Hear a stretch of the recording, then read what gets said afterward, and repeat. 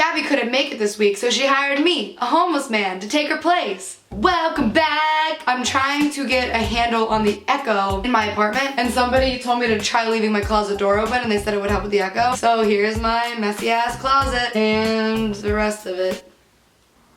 Whoa, I actually look busted as fuck right now. Some of you may know that I went to the Meetup in New York City this weekend. My favorite thing to do in the entire world is go to these meetups. Meeting you guys makes my entire freaking life worth living. For those of you that I met, I love you so much, and thank you so much for coming out and taking pictures and saying hi and giving me a hug. For all of you that I haven't met, you are in my heart forever. God, the lighting too. Last year, the same weekend as this year's NYC Meetup, I went to my very first meetup in New York City. At that time, I had less than 250,000 followers, 247.7 thousand to be exact. I wasn't taking Vine seriously. I had stopped posting. I was living in Cleveland trying to decide what career I wanted to follow, and this meetup came up, and I wasn't even invited at first because I wasn't Vining anymore. I went to the meetup and it completely changed my entire life. For the first time, I realized that the numbers on my screen were real and amazing and tangible and sweet and perfect human beings. So I just got completely re-inspired, and that was the moment, that was the weekend that I decided I was going to make Vine my career. So this weekend was a really good time for me. However, as much as I love going on these trips, traveling is my fucking nightmare. I hate it so much. I hate flying, I hate airports, I hate the people that are involved with flying and airports. It was like this big snowstorm. Every flight's delayed, a plane like skid off the runway, and everybody's freaking out, and everybody's in a bad mood. Ugh. So my flight is delayed like 8 hours, and I left BuzzFeed super early so I could get there on time. And then after I'm waiting there for 8 hours, my flight gets canceled. So we're all freaking out, we're all pissed.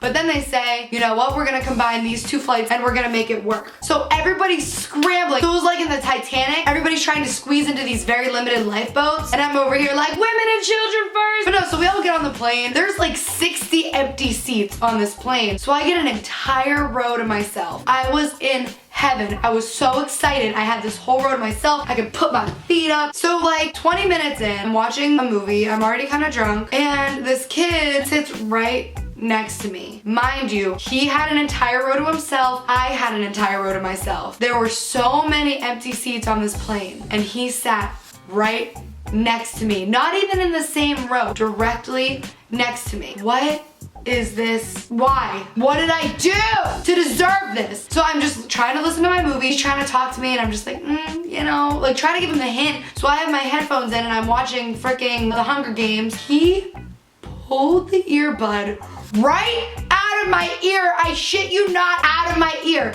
Now at this point, I'm like infuriated, but I'm a nice person, so I don't say anything. I just let it happen. And he keeps talking and small talking, and then he falls asleep, but he doesn't just fall asleep. Like, he doesn't fall asleep like you sleep on a plane, you're like this, you're like, I'm sitting right here. He goes like this. This son of a bitch is sleeping on me. And not only that, his arm is on my remote. I can't even change the damn channel. So we finally land, and Brendan freaking Taylor FaceTimes me. He's just like, hey, where are you at? You should come hang out with me in the hotel room. Because it was like him and a bunch of other Viners. And he said, there's, I swear to you, deadpan silence on this plane. And he says, come on, I'll eat your ass. Everybody gasped. I literally yelped. I was like, ah! I turned off the phone, I ended it really quick. And there were these two fucking people in front of me, and I swear, this girl looked exactly like Draco Malfoy. And she goes, settle down, children. Is this bitch serious? And then they started talking shit about me in German, and I'm just like, fucking Draco hair, like, you're not Kim Kardashian, you're not in Slytherin, get the fuck out of here with that. And then we get to New York, and it's really fun, and I didn't make any vines because I'm an asshole. It's so fucking amazing to just be with the people that you're texting all day long, because like Viners are always in group chats, we're always talking, we're always texting. My bun is really random right now. But I just want to like jump forward to my ride home, because for some reason I always sit next to these random ass people on airplanes. I sit down and I'm ready to go. I have my headphones, I'm gonna buy a movie, I'm gonna buy my snacks, I have my phone out, I have my chargers out, I'm ready for the flight. As we're taking off, this girl next to me, she looks so high on something. She like has her head down the whole time. As we're about to take off, she goes, hey, can I borrow your headphones for just like a few minutes? So I give her my headphones, and we're like 30 minutes into the trip and she still hasn't given me my headphones. Like, that's such a random thing to do, right? First of all, to ask a stranger for their headphones, gross. Number two, it's not like you're asking to borrow somebody's jacket and be like, oh, don't worry, I'll give you your jacket back. And then you just keep forgetting the jacket. Like, I'm sitting right next to you for 6.5 hours. I'm going to remember that you have my headphones when I'm staring at the movie screen on mute. That's really it for the ride home. Anyways, sorry for all the rambling. I love you very much. Make sure to subscribe to my YouTube channel, give this a thumbs up, and subscribe to my social media below. See you next week.